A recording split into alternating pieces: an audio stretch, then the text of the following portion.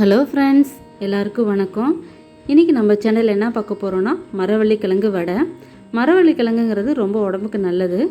இதை நம்ம அப்படியே உப்பு போட்டு வேக வச்சு கொடுத்தோம்னா குழந்தைங்க அவ்வளோக்கா விரும்பி சாப்பிட மாட்டாங்க. ஆனால் இந்த கிறிஸ்பியாக வடையாக நம்ம செஞ்சு கொடுத்தோமா நல்லா விரும்பி சாப்பிடுவாங்க. நான் இன்றைக்கி ஒரு 100 கிராம் வடைப்பருப்பு எடுத்துக்கிறேன்.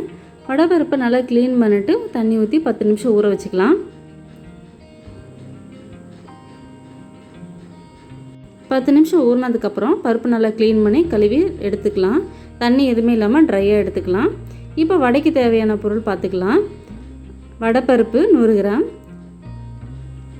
கருவேப்பிலை, கொத்தமல்லி, புதினா எல்லாம் கிள்ளினது, அப்புறம் காய்ந்த மிளகா 2, இஞ்சி கொஞ்சம், பட்டை, சோம்பு கொஞ்சம், அப்புறம் பொடியாக நறுக்கின வெங்காயம் 2. மரவள்ளி கிழங்கு நான் 100 கிராமுக்கு இந்த சைஸ் எடுத்திருக்கேன். நீங்கள் குவான்டிட்டி எவ்வளோ எடுக்கிறீங்களோ அதுக்கேற்ற மாதிரி நீங்கள் கிழங்கு எடுத்துக்கோங்க.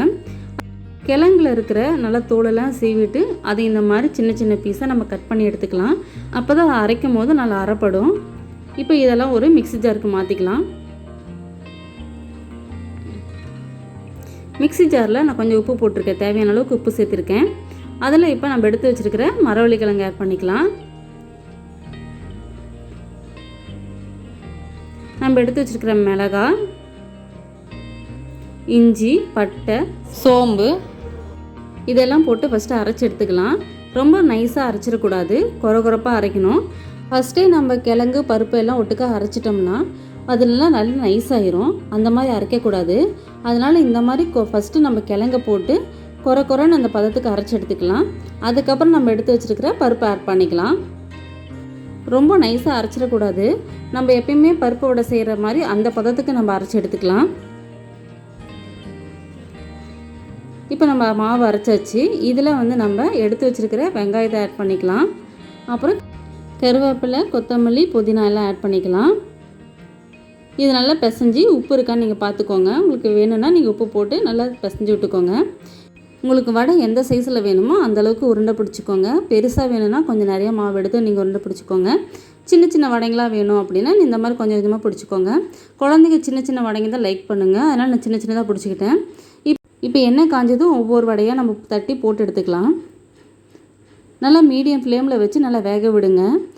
ஏன்னா பருப்பு கிழங்கு 2 நம்ம சேர்த்துருக்கறனால குழந்தைங்களுக்கு ஜீரணம் ஆகிறது கொஞ்சம் லேட் ஆகும். அதனால் நல்லா வேக விட்டு எடுத்தோம்னா குழந்தைங்க சாப்பிட்றதுக்கு கொஞ்சம் நல்லாயிருக்கும். அவ்வளோதாங்க, மரவள்ளி கிழங்கு வடை நமக்கு ரெடி ஆயிடுச்சு. நல்லா இந்த மாதிரி கிறிஸ்பியாக நீங்கள் குழந்தைங்களுக்கு ஈவினிங் டைமில் ஸ்கூல் விட்டு வந்த டைமில் இல்லைனா மழை வர டைம்லலாம் இந்த மாதிரி செஞ்சு கொடுத்தீங்கன்னா குழந்தைங்க நல்லா விரும்பி சாப்பிடுவாங்க. நல்லா ஆரோக்கியமாகவும் இருப்பாங்க. இதுக்கு சைடிஷ்ஷாக ஏதாவது மிளகாய் சட்னி இல்லை கொத்தமல்லி சட்னி இந்த மாதிரி சட்னி வகைகள் எதாவது வச்சுக்கிட்டிங்கன்னா இன்னும் டேஸ்ட்டாக இருக்கும்.